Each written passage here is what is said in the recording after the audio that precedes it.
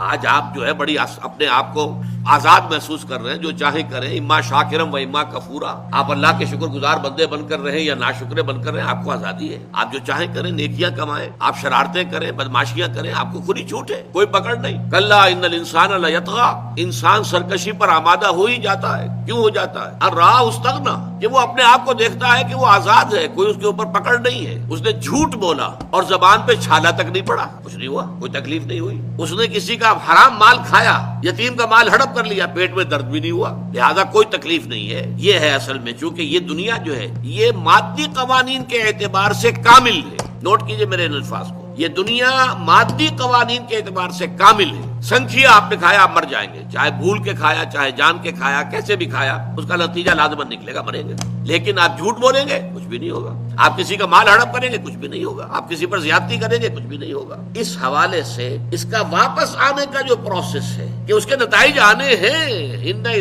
ربک الرجعی، تمہیں اپنے رب کی طرف لوٹ کر جانا ہے، اور پھر وہاں تم لوٹ کر جاؤ گے اپنے رب کے پاس، اور تمہارے اعمال کے نتائج لوٹ کر آئیں گے تمہارے سامنے.